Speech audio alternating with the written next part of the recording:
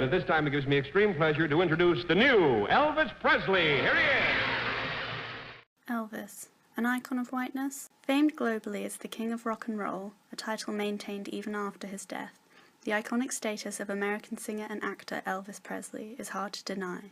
After all, Klaus Reiser determines that an image or figure becomes iconic when they gain greater prominence and remain in the public consciousness for an extended period of time. As an icon, he is popularly associated in the public consciousness with hegemonic American values of whiteness. However, Elvis's rise to fame took place at a time when America was radically changing, particularly regarding racial attitudes, and alternatively he can be interpreted as an icon of racial unity, blurring the lines between traditional concepts of whiteness and blackness. Ultimately, it is his status as an iconic figure which has generated the plethora of meanings surrounding his image. Elvis's ambiguity therefore indicates his presence as a myth in the public consciousness. The meanings of whiteness and racial unity behind his iconic status have, according to Roland Barthes, emptied, and the knowledge contained is confused, made of yielding, shapeless associations. On a colonial level, whiteness is associated with power and privilege, the top of the racial hierarchy. Yet alternatively, whiteness can be linked with the negative phrase of white trash. Often interchanged with the hillbilly, white trash is a derogatory term for poor, white Southerners.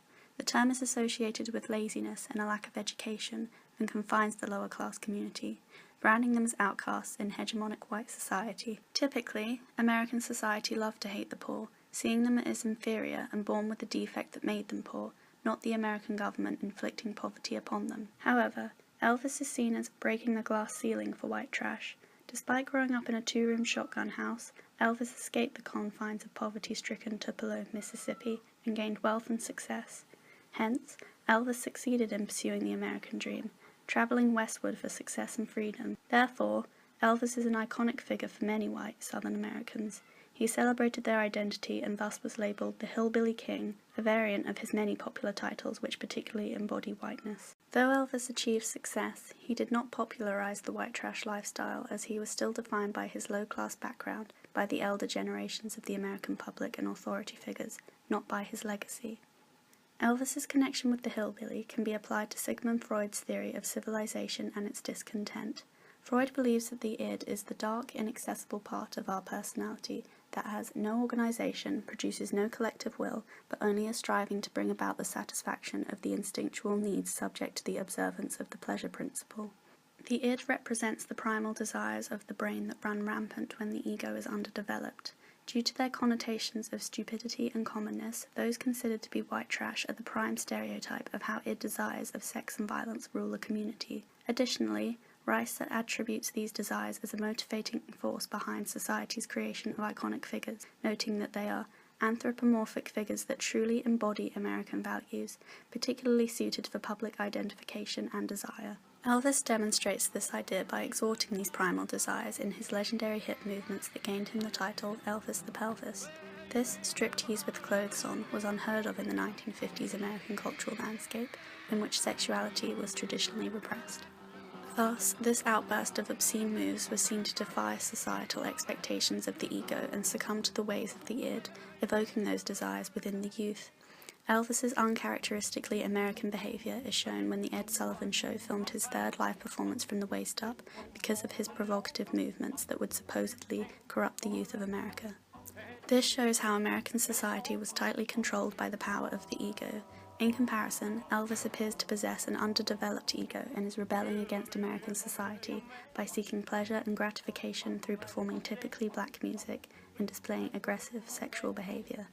This disassociates him from whiteness, as he exhibits disrespect to the traditions of white power, and he is consequently branded as white trash, gaining the same negative connotations as black people, but without the color of skin. Reiser considers cultural icons like Elvis to be an essential component in maintaining a national identity, which is complicated due to the nation's multi-ethnic and multicultural background. He argues that subcultural conflicts over national identity are in a state of constant negotiation, and that icons are one of the major currencies of this. Therefore, in addition to being an icon of whiteness, Elvis can also be seen to contribute to this idea of negotiation, attempting to bridge the gap between races in America. Mikhail Bakhtin's theory of the carnivalesque can be used to explain Elvis's appeal across races as the carnival brings together, unifies, weds, and combines the sacred with the profane, the lofty with the low, the great with the insignificant, the wise with the stupid. In short, the carnival advocates the uniting of forces that are usually discouraged from coexisting.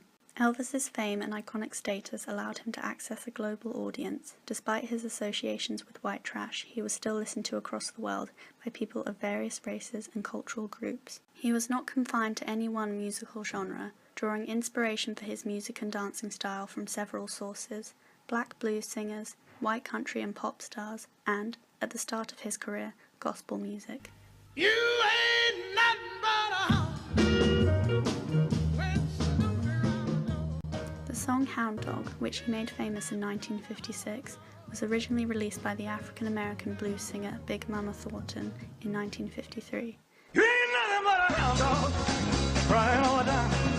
You ain't nothing but a hound dog, crying all the time. Elvis's popularized rendition can be seen to demonstrate his ability to bridge this cultural gap between black and white Americans, awarding the music with the popularity black artists were unable to access due to the racist attitudes of white audiences who were unwilling to listen to music by black performers.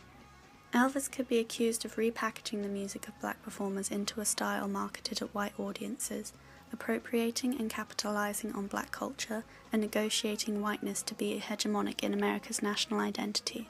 However, his emulation of music from several cultural groups, not just black music, suggests his iconic status has been generated through his versatility as a musical artist, not simply his embodiment of whiteness.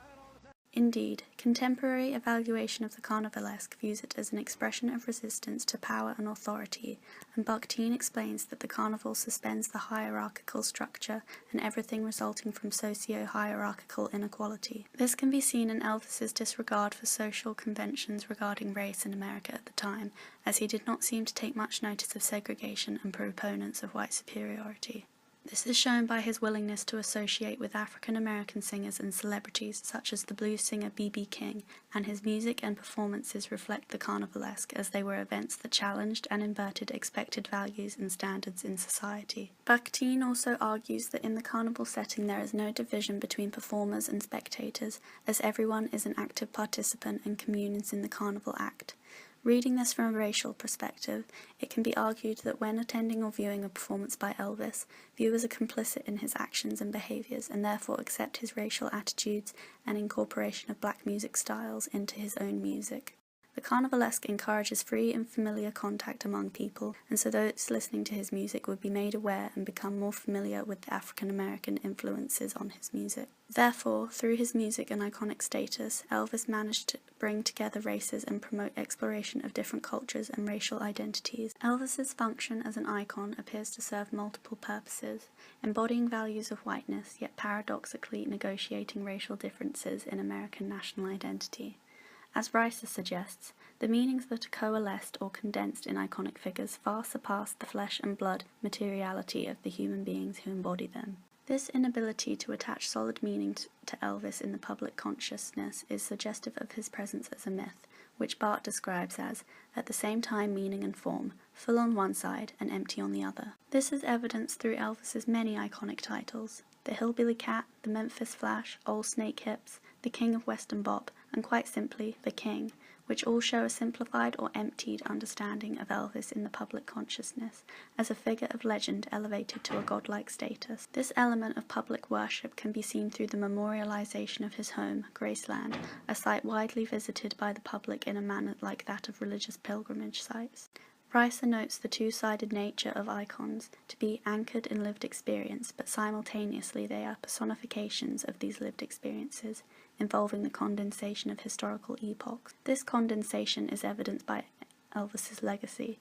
He is remembered for his success story and fulfillment of the American dream, outgrowing his hillbilly roots but continuing to honor them through music. He maintained his crown as the king, even as his image deteriorated through weight gain and drug use, and the title has become perhaps more prominent following his death at the age of 42. However, this knowledge is not hidden from the public. As Barth suggests, the form does not suppress the meaning, it only impoverishes it. The remaining knowledge is simply distorted and confused, as demonstrated by the juxtaposing ideas of Elvis embodying whiteness but simultaneously negotiating racial unity. Thank you. Thank you very much.